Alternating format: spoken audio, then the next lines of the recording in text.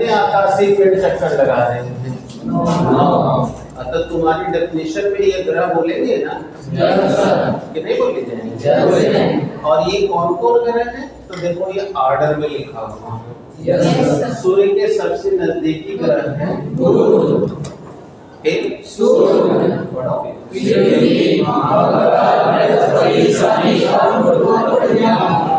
अब इनको अंग्रेजी में भी जानते हो क्या कहते हैं? बताओ। बुध को क्या कहेंगे?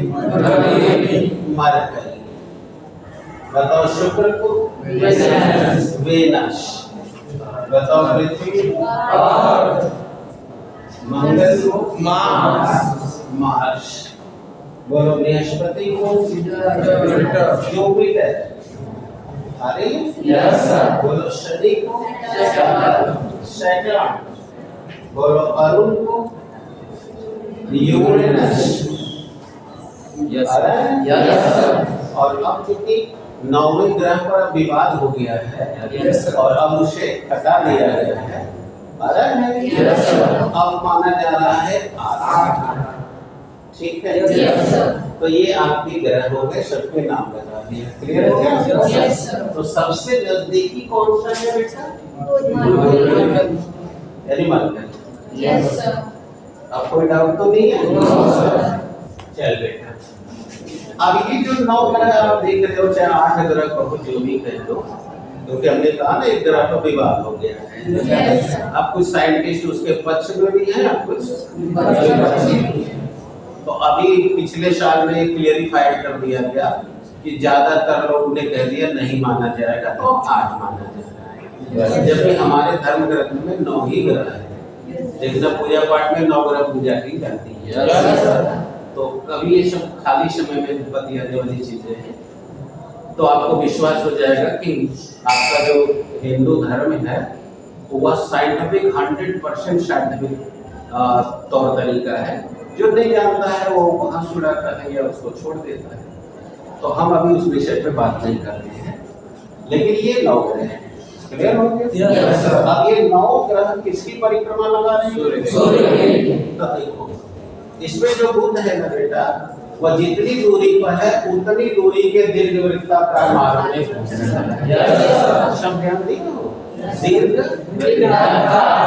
जब पढ़ा रहे थे केमिस्ट्री में रदरफोर्ड मॉडल बताए थे कि वृत्ताकार मार्ग और दीर्घवृत्ताकार मार्ग में क्या अंतर है। तो शब्द चूंकि आता है इसलिए मैं अपने टॉपिक पे आ रहा हूँ। तो बेटा ये लॉन्ग एलिप्टिकल ऑर्बिट में घूम रहा है, यानी कि दीर्घ वृत्ताकार मार्ग में घूम रहा है। So these planets which are away at some distance from the sun, they are moving in the same radius of the long elliptical orbit. यानी वो जितनी दूरी पे हैं उतनी दूरी के दीर्घ वृत्ताकार त्रिज्या वाले मार्ग में घूम रहे हैं। तो ये भी घूम रहे हैं, आपकी पृथ्वी भी घूम रही है। तो ये सब लोग प्लेनेट हैं और ये लोग प्लेनेट हैं सूर्य के। जैसे हम लोग आप लोगों को कहते हैं ना, देखोगे मैसेज जाता है तो कहा जाता है कि जले परिवार की तरफ से सभी को हार्दिक बधाइयां। तो ये इनकी चारों ओर घूम रहा है, तो ये भी इनका परिवार हो गया। तो ये कहेगा सोलर फैमिली, यानी सौर परिवार। क्या बोला जाएगा? सौर परिवार। सोलर फैमिली यानी सौर परिवार। समझ आया आपको? तो बेटा ये सौर परिवार है, यानी कि सूर्य और सूर्य के चारों तरफ घूमने वाले ग्रह को संयुक्त रूप से सौर परिवार कहा जाता है। सही है? Yes sir. यानी सोलर फैमिली कहलाता है। अब बताओ तो नहीं आ रहा है। अब हम जान गए ग्रह क्या है। अब ग्रह के बाद आपको बता दें उपग्रह क्या है, यानी सैटेलाइट। चलिए अब देखो उपग्रह क्या है। चलो देखो देखो बेटा, आकाश गंगा में वह आकाशीय पिंड, ये सब आकाश गंगा है ना ऊपर वाला, तो आकाश गंगा में वह आकाशीय पिंड जो किसी ग्रह की परिक्रमा कर रहा है। किसकी परिक्रमा कर रहा है? तो उस वाले पिंड को उस ग्रह का उपग्रह कहेंगे, यानी कहेंगे सैटेलाइट। जैसे हमारी पृथ्वी एक ग्रह है, तो बोलो हमारे पृथ्वी के चारों ओर कौन घूम रहा है? चंद्रमा। अतः चंद्रमा हमारी पृथ्वी का उपग्रह। उसी तरह आप अगर बृहस्पति ग्रह को ले लो, सबसे बड़ा ग्रह यही है जो बेटा, और सबसे छोटा कौन है? मरकरी। ठीक है?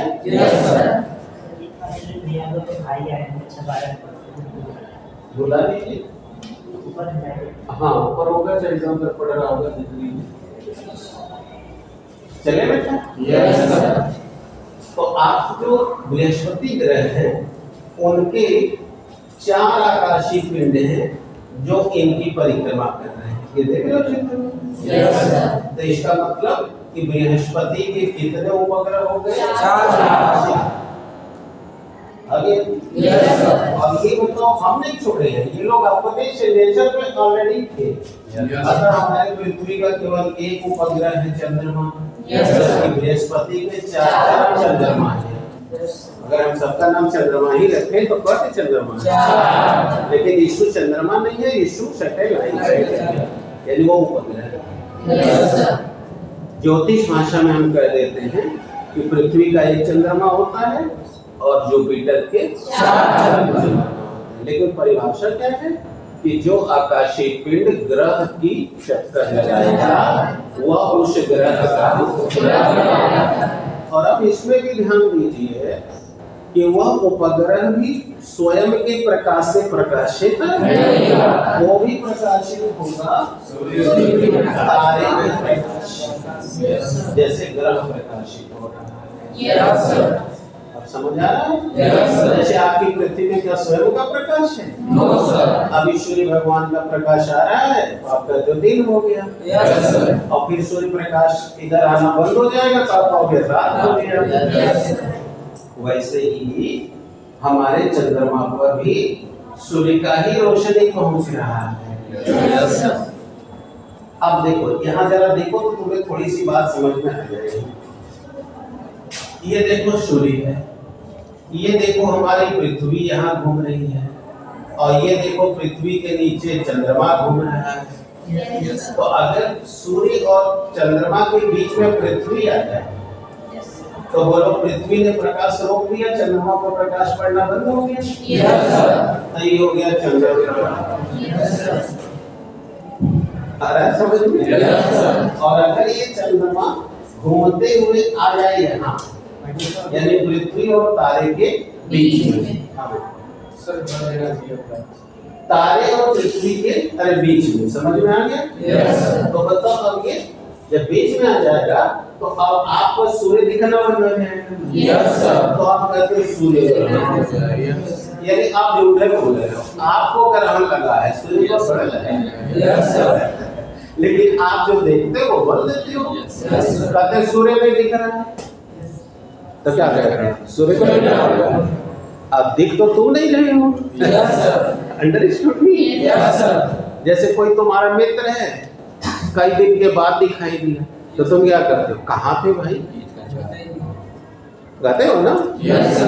तो वो क्या कर रहा है? तो ही गायब हो, हमसे पूछ रहे हो।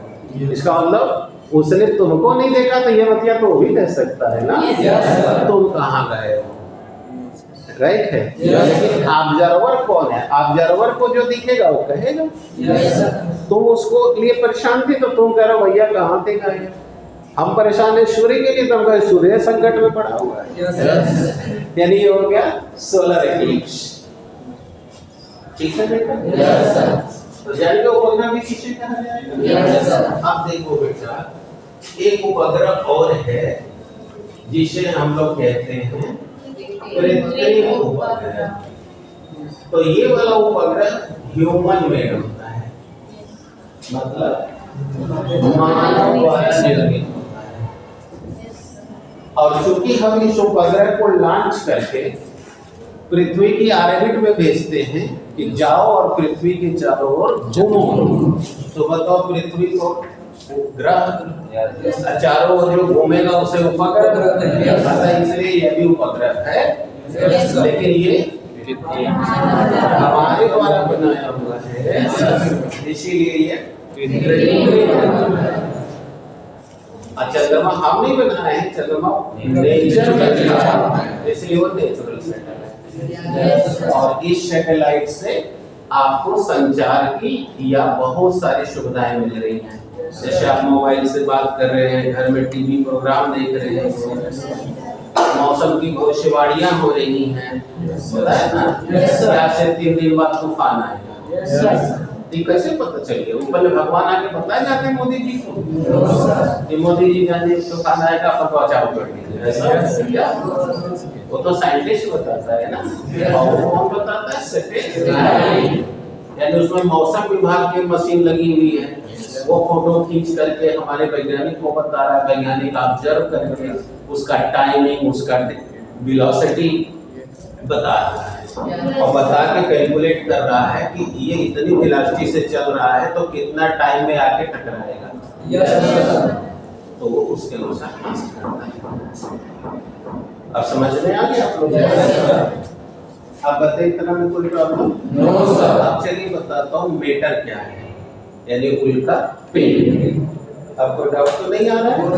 अब ये सब लेक्चर यानी रिकॉर्ड हो रहा है, आप सुन के भी नोट बना लोगे। कोई डाउट? अब चलो मैं बताता हूँ उल्का पिंड क्या है। What is the matter?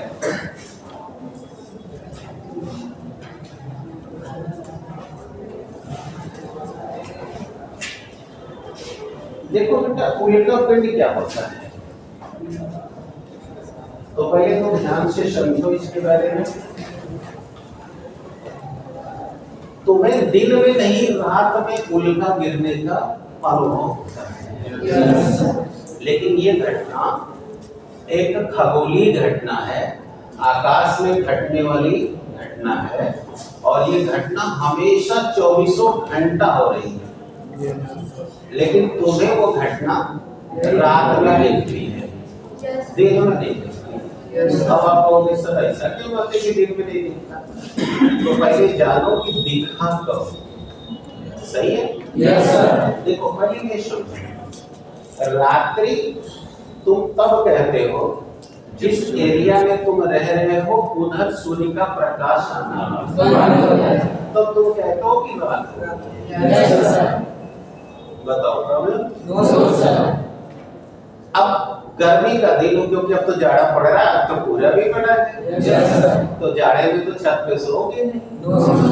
गर्मी के दिन में जब तुम छत पे सो रहे होते हो या छत पे रहते हो, तो अचानक आसमान में इधरों किसी साइड से अचानक रोशनी आती है, अब गायब हो जाती है। तो तुम अपने देहात की भाषा में या तुम्हारे घर में जो कहा जाता हो, तो तुम कहते देखो लुक गिरा है, और तब लोग कहते हैं भाई लुक देखना सगुन है, 5 तो फलों का नाम ले लो, इसका दुष्प्रभाव खत्म हो जाएगा। इसका साइंस से कोई लेना देना नहीं।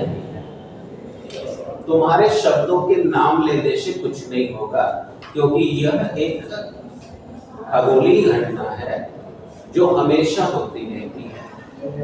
अब सवाल उठेगा ना कि यह घटना होती क्यों है, और सीखो क्या होता है। बताओ, पिछले दिन मैंने तुम्हें कहा था कि आकाश गंगा में ढेर सारे पिंड घूम रहे हैं, और मैंने कहा था उसमें हमारी पृथ्वी भी एक है, और हमारी पृथ्वी भी घूम रही है। ठीक है? अब चलो मैं चित्रित करके बताता हूँ। और कल का 5 को जो रिमार्केबल फैक्ट बताए हैं, उम्मीद है सबको याद है ना? तो मैंने कहा था कि बेटा ये जैसे आकाश गंगा में देखो क्या हो रहा है, जैसे ये देखो सूर्य है, और ये तुम्हारी पृथ्वी है। समझ में आ रहा है? Yes sir. बताओ, सूर्य का द्रव्यमान अगर NH मान ले, पृथ्वी का द्रव्यमान Mi मान ले, तो बताओ दोनों एक दूसरे को F बराबर G MAS into MI by R square के गुरुत्वाकर्षण बल से खींचे जाते हैं। बात है? Yes sir. कल वाली बात रिपीट हो रही है। Yes sir. और क्या कहा था कि दोनों एक दूसरे को समान अनुपात में बल से खींचे। Yes sir. लेकिन पॉइंट नंबर 5 में कहा था यस सर। कि इस बल की दिशा हमेशा अधिक द्रव्यमान वाले पिंड की ओर है। तो बताओ, पृथ्वी का द्रव्यमान कम है, सूर्य का द्रव्यमान ज्यादा है। अतः ये गुरुत्वाकर्षण बल की दिशा किधर है? जैसे कल मैंने उदाहरण पेड़ का अपना देके बताया था। तो मैंने कहा था ये उसकी ओर नहीं, केंद्र की ओर है। और ये बल केंद्र में लग रहा है। और आप पढ़ के आए हो कि जो बल केंद्र में लगेगा उसे अभिकेंद्र बल कहा जाएगा। और जिसे अभिकेंद्र बल मिल जाएगा वो सर्कुलर मोशन करेगा। क्योंकि पिछले दिनों में पढ़ाते हुए मैं अब तक 3 बातें कंफर्म कर चुका हूँ कि लीनियर मोशन बॉडी कब करेगी, सर्कुलर कब करेगी, रोटेटरी कब करेगी, जड़त्व आघूर्ण के लिए क्या चाहिए, बल आघूर्ण क्या करेगा। तो जो लोग पढ़ रहे हैं उनका चेहरा बता रहा है, उनको सारे स्टेप्स याद हैं, और जो नहीं पढ़ रहे हैं उनको करना चाहिए। तो बताइए बेटा, ये देखो सेंटर में लग रहा है, इसलिए ये घूम रहा है। अब आप ही बताओ कि आकाश गंगा में खाली सूर्य और पृथ्वी ही है? ऐसे पता नहीं कितने नक्षत्र पिंड हैं। अभी कह रहे थे कि हमारी पृथ्वी का चक्कर चंद्रमा का। इसका मतलब कि चंद्रमा का द्रव्यमान हमारी पृथ्वी से कम है, अतः पृथ्वी का ज्यादा है। अतः ये गुरुत्वाकर्षण बल पृथ्वी के केंद्र में हो गया है, इसलिए हमारा ये चंद्रमा पृथ्वी के चारों ओर घूम रहा है। ऐसी कोई और भी तो बॉडी होगी जिसका द्रव्यमान चंद्रमा से भी कम होगा कि तो इस तरह आकाश गंगा में अनगिनत अननंबरेबल पिंड एक दूसरे का। अब जैसे मान लो ये ऐसे घूम रहा है, बताओ दूसरा कोई गाड़ी ऐसे घूम रहा है, तीसरा कोई गाड़ी ऐसे घूम रहा है, तो बताओ संभव है ना कि कभी घूमते हुए यहाँ से गुजरे और उसी समय ये ऐसे जाए, दोनों टकराए? संभव है कि नहीं? तो ऐसी घटना आकाश गंगा में मैंने कहा ना 2400 घंटा 24 into 7 into 365 into infinite। क्योंकि एक दिन का तो आज ब्रह्मांड है नहीं, जब हम नहीं थे तो अभी था, हम नहीं रहेंगे क्योंकि हमारे ग्रंथ कहते हैं जो समय भी सूर्य तारे नक्षत्र का वर्णन आता है ग्रंथों में। सही है कि नहीं? हो सकता है आप लोग न रहे तो लेके चले जाए ब्रह्मांड को कहीं, ऐसा नहीं संभव है। ये आदित्य है, यही लेके चल जाए। आकाशी कहेगा हम ही हैं आदित्य, हाँ सूर्य तो अपने संग अपन ब्रह्मांड लेके गए, ऐसा है? बोलिए, समझ आ रही है? तो बोलिए क्या हुआ जब ये एक दूसरे से टकराते हैं, तो टकराने के बाद अब देखना सम्यक संरक्षण आए। टकराने के बाद बताओ या तो 2 डायमेंशन या 1 डायमेंशन। इसलिए मैंने कहा देखो सम्यक अब सम्यक संरक्षण नहीं पढ़े हो क्या? अब जिसको थ्योरी याद नहीं तो वो नहीं समझेगा, तो सोचेगा ऐसा कुछ हो रहा होगा। इसलिए कहता हूँ पढ़ोगे ना तो हर एक स्टेप पीछे एक स्टेप से कनेक्ट होता जाएगा। अब अगला चैप्टर आएगा तो अभी कुल मिल के मन पहुंचेंगे। तो बेटा समझो, तो चाहे 1 डायमेंशन में 2 डायमेंशन में छिटा जाएगा। Yes, sir.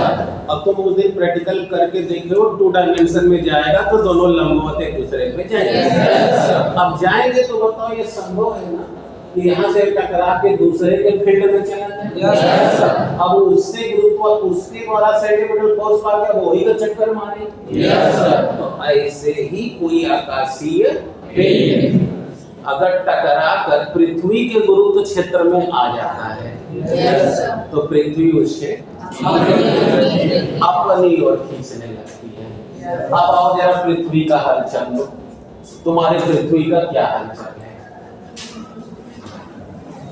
देखो उसमें हमने 2 शब्द बोला, हाल क्या है और चाल क्या है। अब यही से देखो अगला टॉपिक तैयार होने जा रहा है, पृथ्वी की कक्षीय चाल। अभी हाल पे बढ़िया जरा देखो पृथ्वी का क्या हाल है, पूछो हाउ डू यू वर्क। हम पूछ रहे हैं पृथ्वी से, पृथ्वी हाउ डू यू डू, मतलब आपका क्या हालचाल है। तो देखो ये हमसे कह रही है कि बेटे हमारी सतह से कुछ 100 किलोमीटर तक हवा है Yes, sir. जिसे हम लोग कहते हैं एटमॉस्फेयर। अब जैसे हमसे पृथ्वी पर याद नहीं है, हम उनको बता दे रहे हैं। हमने पूछा पृथ्वी माता आपका क्या है, Yes, sir. तो कह रही बेटा मेरे चारों ओर कुछ 100 किलोमीटर तक हवा है, ओकरे ऊपर कुछ नहीं है। Yes, sir. तो इसके ऊपर जहाँ कुछ नहीं है उसे हम वैक्यूम या निर्वात कहते Yes, हैं। sir. और जिन आकाश गंगा के बहुत सारे पिंडों की बात कर रहे थे, Yes, sir. वो लोग कहाँ रहते हैं? निर्वात। निर्वात में रहते हैं। Yes, sir. वो लोग जन्मन नहीं रहते। ये पृथ्वी का घर है। Yes, sir. तो हमारे घर में तुम क्या कर रहे हो? होगा कि नहीं? यानी पृथ्वी माता के घर में वही रहेगा जो पृथ्वी का रहेगा। Yes, sir. आप समझ गए हो कि हम लोग पृथ्वी को माता क्यों कहते हैं? Yes, sir. विश्व का एकमात्र देश हम ही हैं जो अपने देश को माँ कहते हैं। Yes, sir. और कोई नहीं सुने हो, अमेरिका पिता, रूस माता सुने हो, No, sir. पाकिस्तान देवता माता पिता को सुने हो? No, sir. नहीं, क्योंकि हम लोग साइंटिफिक हैं। जो हमारा भरण करेगा, पोषण करेगा, हमको पालेगा, हमको घर में रखेगा, वही ना हमारी माता है। Yes, sir. इसीलिए हम लोग माता पृथ्वी को भी कहते हैं, Yes, sir. खाली भारत को नहीं कहते, Yes, sir. क्योंकि हम लोग का कॉन्सेप्ट वसुधैव कुटुंबकम का है। Yes, sir. अब समझना, इसलिए तुम लोग तर्क सीखो, कोई पूछेगा ही कैसे हो, बताओ इसलिए कहते हैं। Yes, sir. तो देखो ये हमारी पृथ्वी माता के ऊपर में ये वायुमंडल है, इसके ऊपर वैक्यूम है, और इसी में कोई पिंड टकरा के आ गया गुरुत्व क्षेत्र में। Yes, sir. अब देखो यहाँ से आ रहा है, अब कल वाला सूत्र कहीं लिखे थे बेटे?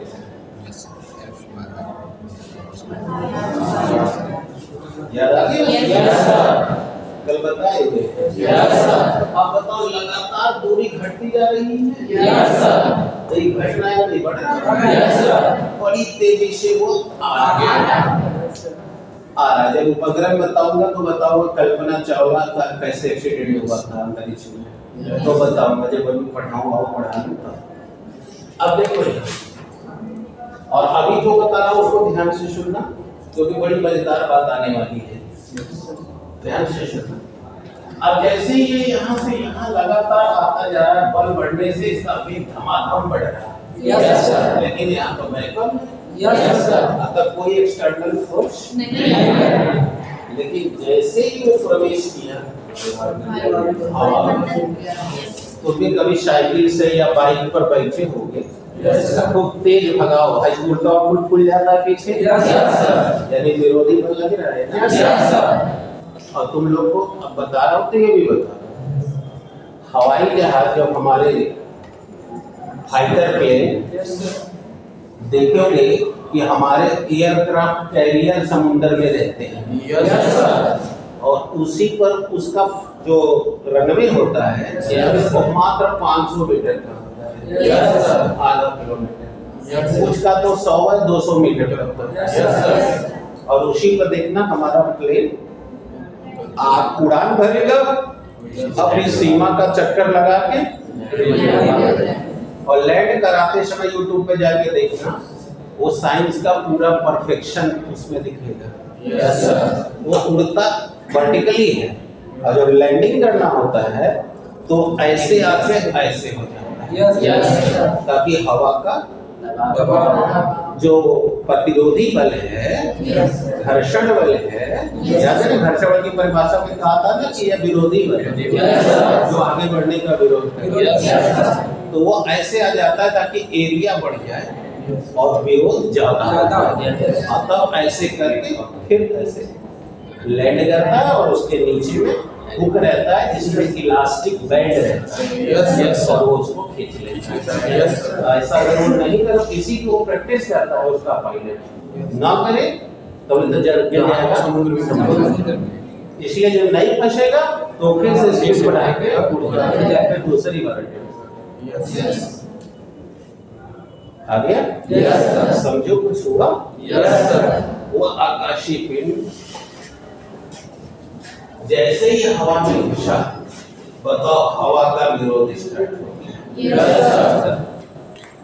और इस विरोधी बल के हम लगते बड़ी जोर से आवाज आएगी। क्या आएगी? आवाज। ठीक है। और अब ये घर्षण होगा, और इस घर्षण से अब ये गर्म होने लगेगा, और जैसे जैसे नीचे आता जाएगा, बोलो 10 किलोमीटर के रेंज में, 99 किलोमीटर के रेंज में ऑक्सीजन डेंस है, और 8 किलोमीटर ऊपर तक ऑक्सीजन एकदम सघन है। इसीलिए तुमको जानकारी नहीं है तो बता दें, सी लेवल से, समुद्र तल से 6 किलोमीटर ऊपर और 8 किलोमीटर नीचे, यानी 14 किलोमीटर में ही केवल जीव जंतु पाए जाते हैं। इसके बाद ऑक्सीजन कम हो जाती है। आगे समझ में? तो जैसे वो इस रेंज में आता है और ऑक्सीजन खूब सघन हो जाती है, और तुम जानते हो ऑक्सीजन जलने में सहायक होती है, बस इस घर्षण से ऑक्सीजन पाते ही वो जल जाता है, और उसी के जलने से तेज रोशनी होती है जो रात में दिखती है। ये घटना दिन में भी थी, सूर्य के प्रकाश में हम नहीं देख पाए, तो वही चमक जाती है, और हमारे पृथ्वी की सतह तक आते पूर्णतया दहित होकर गैस में बदल जाती है। और कभी कभी यह पिंड इतना भारी होता है कि पृथ्वी पर आके टकराने के बावजूद भी शेष बच जाता है।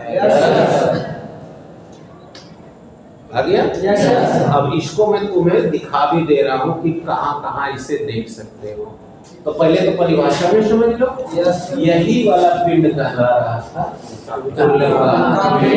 यही अब जानका मैटर क्या है?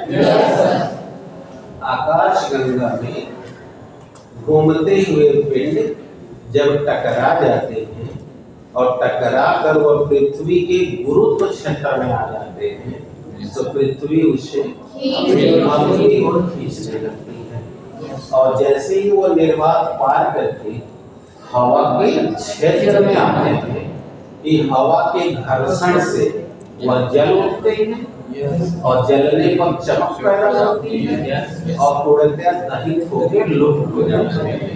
ऐसे ही बॉडी को अब तुमको बता दूं कि ये घटना हमेशा होती है।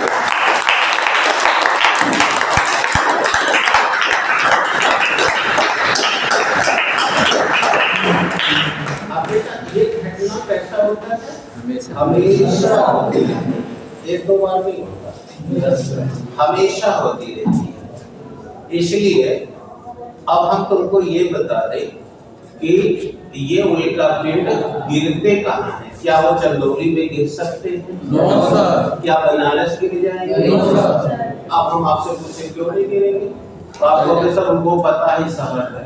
अच्छा है क्या? No sir. उनके पास बुद्धि है क्या? No sir. अरविंद को पता है कि यहाँ नहीं बैठना चाहिए लेकिन बैठेगा वही। अरविंद को पता है कि हाथ जला है, बेंच में लगाएंगे तो फूट जाएगा लेकिन फोड़ेगा जरूर। आप बताओ इनके पास तो बुद्धि है, फिर भी वो वही काम कर रहे हैं जो इनको नहीं करना चाहिए। Yes sir. क्या इतना बुद्धि उसके पास है? No sir. उसके पास कोई बुद्धि नहीं है क्योंकि वो निर्जीव है। Yes sir. ठीक है ना? Yes sir. तब अब सोचने का विषय है ना Yes.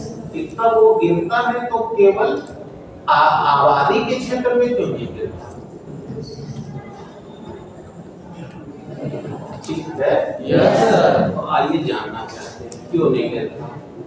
बेटा जब भी उनका पिंड गिरेगा निर्जल सुनसान स्थान पे ही गिरेगा, आबादी के क्षेत्र में नहीं गिरेगा। क्यों? आओ बताते हैं।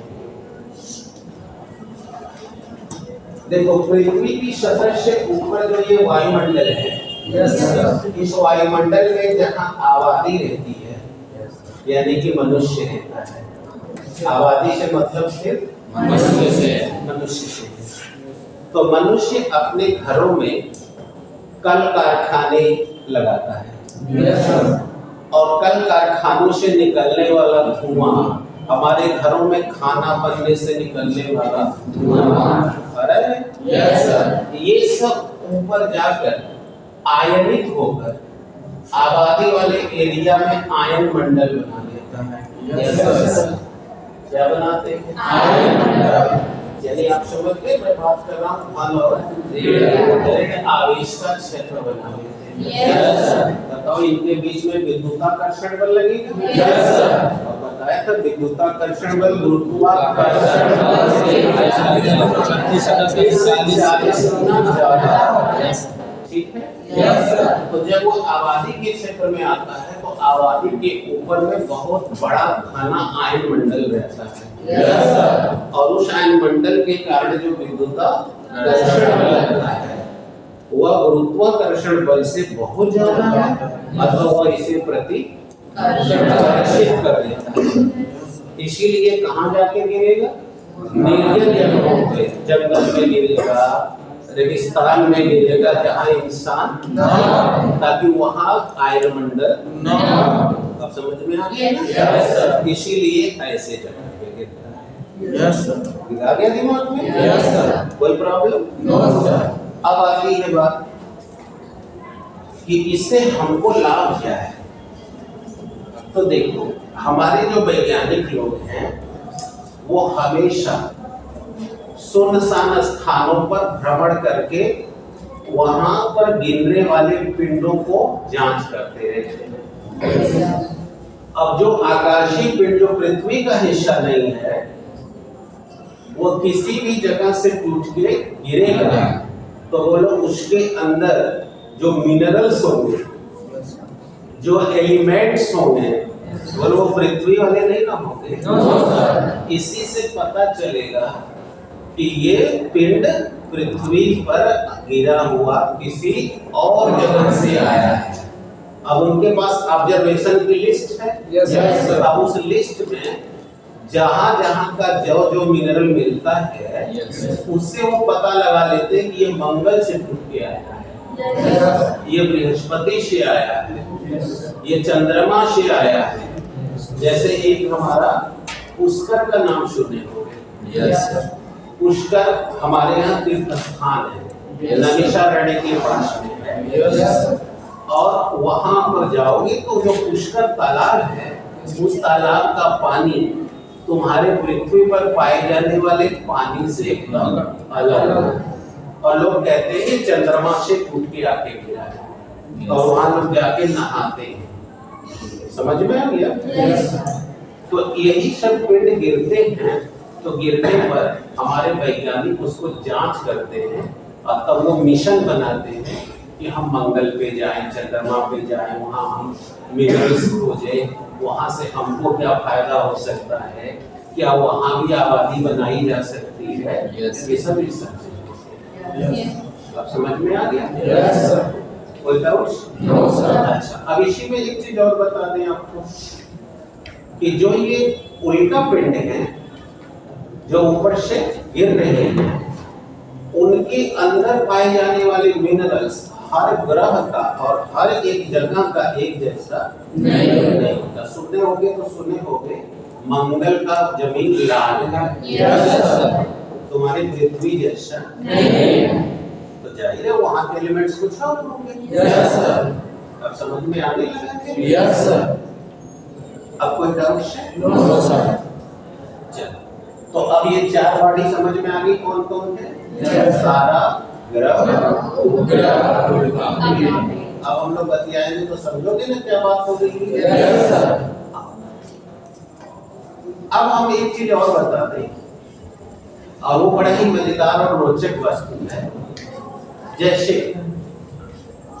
जैसे अगर ये इंद्र भगवान है और इनको इंद्रलोक जाना है तो इंद्रलोक जाना होगा, कथाओं में पढ़े होंगे तो इंद्र अपने ऐरावत हाथी पर बैठकर जाएगा। उसी तरह आज हम लोगों को अमेरिका जाना है तो हमें फ्लाइट पर बैठना होगा और हवाई जहाज से उड़ के बताओ हम कहाँ पहुँच जाएंगे? अमेरिका। कुछ घंटे की यात्रा होगी और कुछ घंटे के बाद हम वहाँ पहुँच जाएंगे।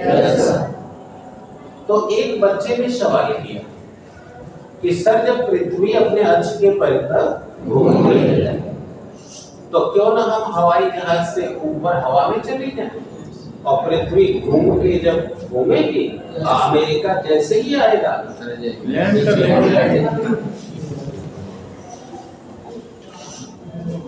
तो क्या ऐसा संभव नहीं है? सोचिए सोचिए, आप दिमाग लगाइए। मैंने सवाल उठा दिया है इसीलिए। अब जैसे मान लो इंद्र भगवान को नारायण जाना है ना, हनुमान जाना है, पहले ये नौ रहन जहाँ कोई नहीं रहता वहां जाएंगे, फिर वहां जाकर हलवा खाएंगे। बात समझ? अभी खाने के लिए तैयार है, इनको क्या किया जाए? हवा में ही हवाई जहाज से लैंड करा दिया जाए और जैसे पृथ्वी घूमे नरहन आवे चंदौली फटक कर दिया है ना। एक लोग कैसे कहते हैं घर में कि घर में वो कमरा में है पृथ्वी घूम ही रही है वो कमर से ऐसा पॉसिबल नहीं है। क्यों? हाँ दिमाग बताओ। पृथ्वी के साथ एटमॉस्फेयर की तुलना है। वेरी गुड, ताली बजाओ।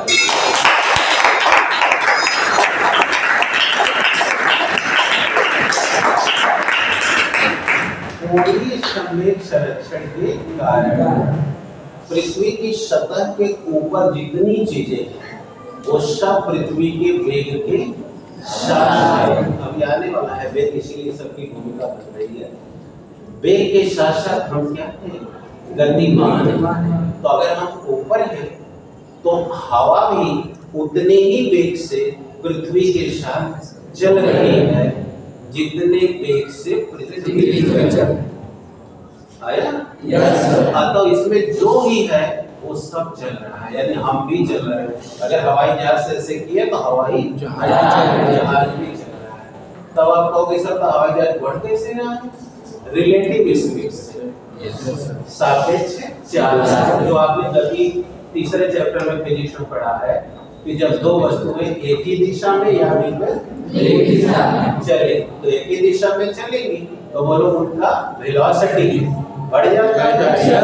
हवा रहेगा पानी रहेगा तब, और रेलगाड़ी जा रही है तो घट जाएगा, और जब विपरीत दिशा में जाती है तो बढ़ जाएगा। ये सापेक्ष चाल है। आप पढ़े हो जानते हो, मैंने ऐसे बता दिया। या बताऊं जिसको नहीं आता?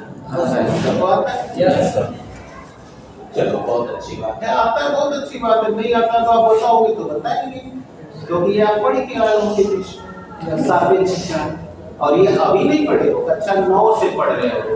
जहाँ तुमने रेलगाड़ी पार करने में पूछा था परीक्षा में सवाल, खंबा को पार करने में कितना समय लगेगा? सवाल आया था पेपर परीक्षा में था Yes, sir. तो ये सब आप पढ़े हो। अब आपको नहीं पता है, मुफ्त में पास हो गए तो नहीं पता है, चाहे पास हो और चाहे दूसरे को देख के मुस्कुराओ, कुछ नहीं होगा। क्लियर है? Yes. तो ये रिलेटिव स्पीड है। आया? Yes, sir. तो बेटा इसीलिए हवाई जहाज ही चल रही है, और हवाई जहाज की जब स्पीड ज्यादा होगी तो पृथ्वी के वेलोसिटी और हवाई जहाज के वेलोसिटी के रिलेटिव स्पीड से हमको वहां जाने में टाइम लगेगा। Yes, sir. समझ में आया? Yes, sir. तो इसीलिए हमको जाना में समय लगता है। Yes, sir. और आप अभी साइकिल से जाओगे क्या तो आपको भी जाने में टाइम लगेगा, क्योंकि आपको भी चलते समय रिलेटिव स्पीड चाहिए। Yes, आ रहा है कि नहीं? Yes, sir. आप समझ में आ गए आप लोग? Yes, sir. यानी कि पृथ्वी रोटेट कर रही है, लेकिन हम ऊपर खड़े हो जाएं और सोचे कि घूम के जब वो आ जाए तो हम उतर जाते हैं, सब पॉसिबल नहीं। क्योंकि पृथ्वी के साथ साथ पृथ्वी के परितः कोणीय संवेग से सभी वस्तुएं उसी वेग से गति। और दूसरा आंसर क्या दिया कि अगर आप एक जगह से दूसरे जगह उड़ के जा रहे हो तो वह सापेक्ष चाल से जा रहे हो। आया बात समझ में? Yes, sir. सापेक्ष चाल से जा रहे हो, तो ये इसके पीछे कारण है। तो बेटा ठीक है, आपको ये क्लियर हो गया, और ये मुझे इसी में बताना। आप कोई डाउट है? No, sir. तो अब हम लोग अगले दिन का टॉपिक तैयार कर लेंगे, इसमें कोई दिक्कत तो नहीं आएगी। No, sir. अगले दिन का टॉपिक होगा आपका पृथ्वी की, अरे सॉरी, पृथ्वी की कक्षीय चाल।